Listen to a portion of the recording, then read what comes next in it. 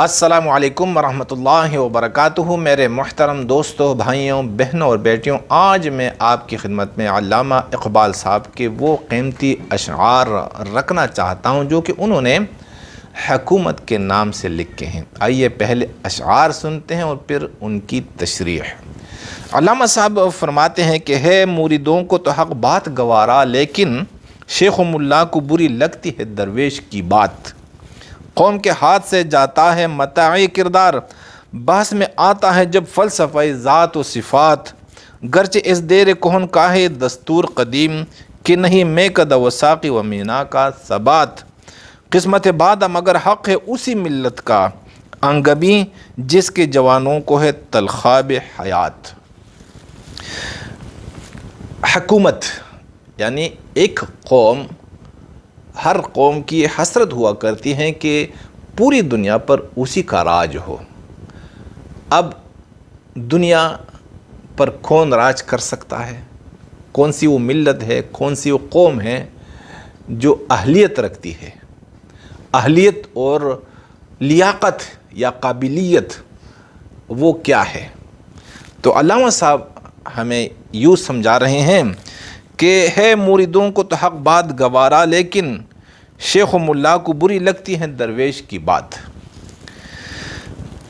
علامہ صاحب حق بات کرنا چاہتے ہیں کیونکہ درویش ہیں، یہ نہ ملا ہے اور نہ شیخ ہیں۔ اللہ نے ان کو اپنے خصوصی تعلق سے نوازا اور پھر یہ ہر کسی کے سامنے سچی بات رکھتے ہیں۔ جب علامہ اقبال صاحب امت محمدیہ صلی اللہ علیہ وسلم کے زوال کی طرف نگاہ اٹھاتے ہیں تو زوال کے اسباب بھی بتاتے ہیں اور پھر عروج کیسے حاصل ہوگا اس کے بھی اسباب بتاتے ہیں۔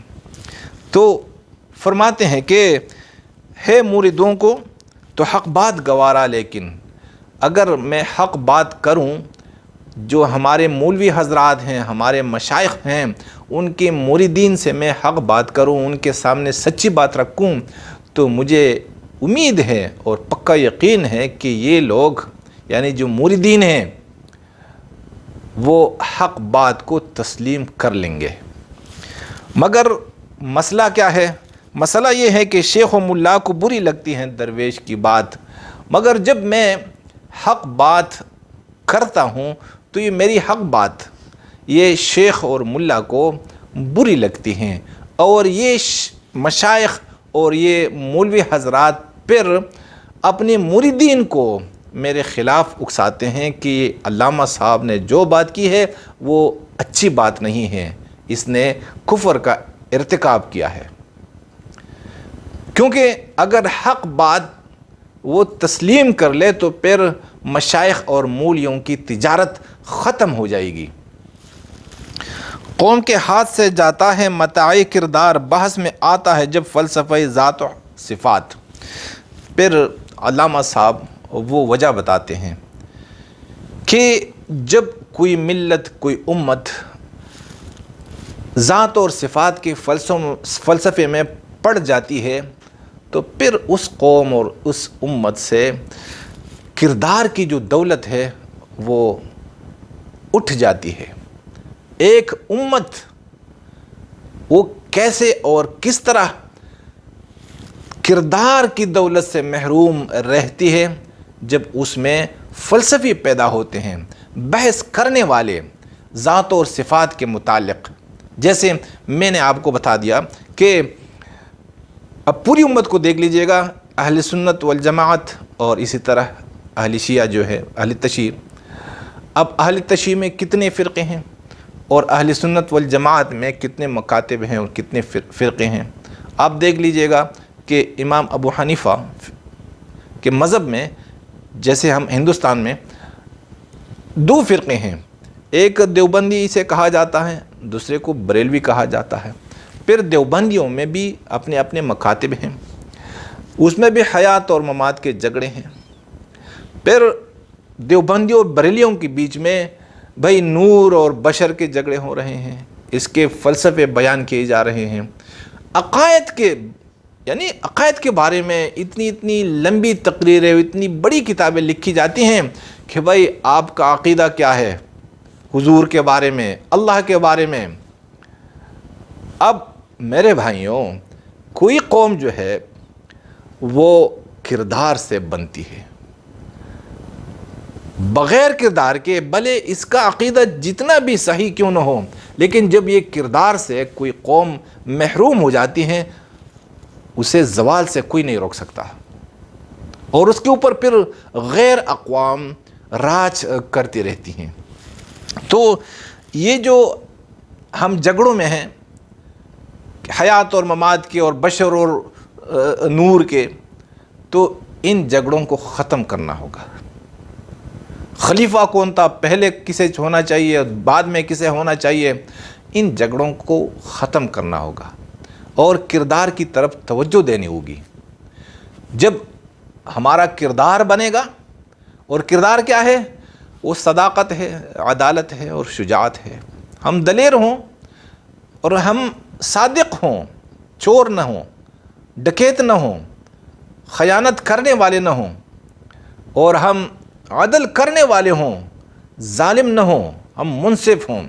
آج میرے بھائیوں،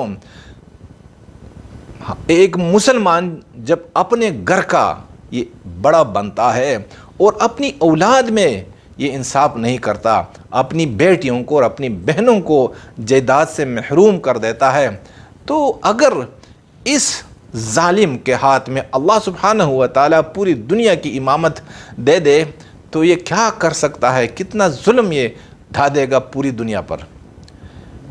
اللہ تو اسی کو دیتے ہیں مسلمانوں میں سے جو صادق ہوں اور جو عادل ہوں۔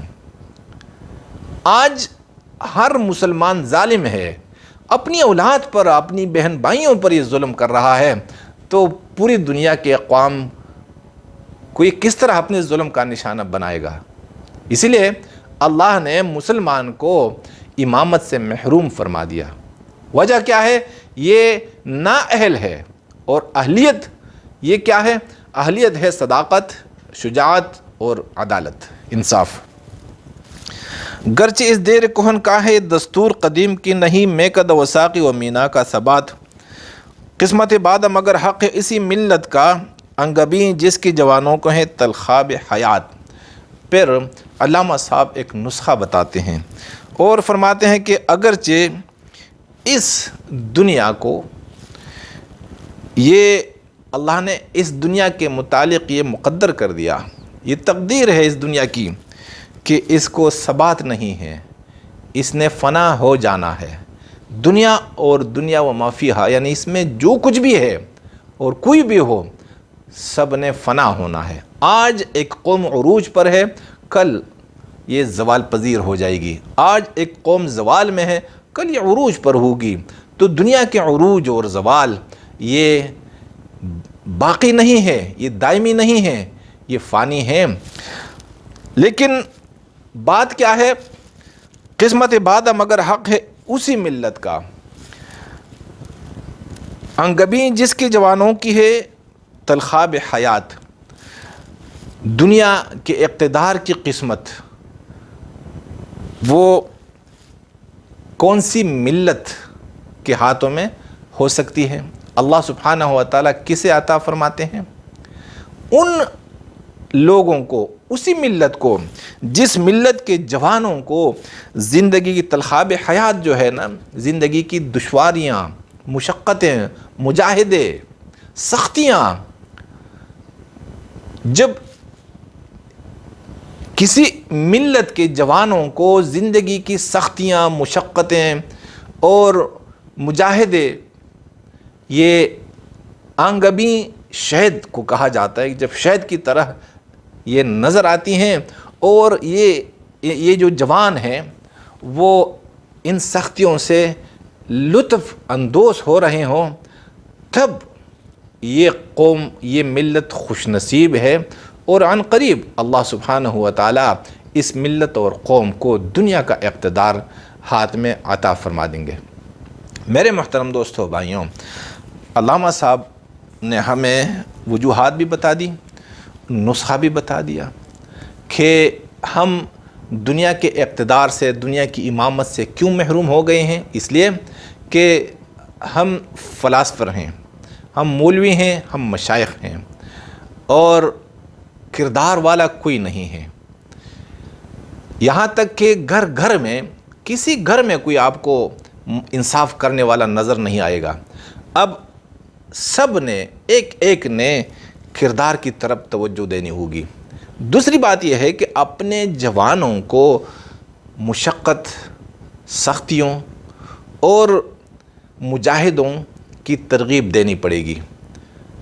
یہ نہ ہو کہ ہم شیشے کے طرح بن جائے اور جو مغرب ہمیں سکھا رہے ہیں کہ بھائی اس میں آسانی ہے، اس سے آسانی ہو سکتی ہے، اس سے یہ ہوتا ہے، نہیں، ہم نے سختیوں سے لڑنا ہے اور سختیوں کو سینے سے لگانا ہے۔ خصوصاً جوانوں نے جب سختیوں کو سینے سے لگائیں گے، پیار کریں گے اور شہد کی طرف اسے پسند کریں گے، تو پھر کیا ہوگا؟ وہ وقت دور نہیں جب اللہ سبحانہ و تعالی دنیا کی امامت ہمیں عطا فرما دیں گے۔ تو یہ علامہ صاحب کا کلام تھا۔ اگر آپ کو پسند آیا ہو تو دوسروں تک بھی پہنچا دیجیے گا۔ جزاکم اللہ۔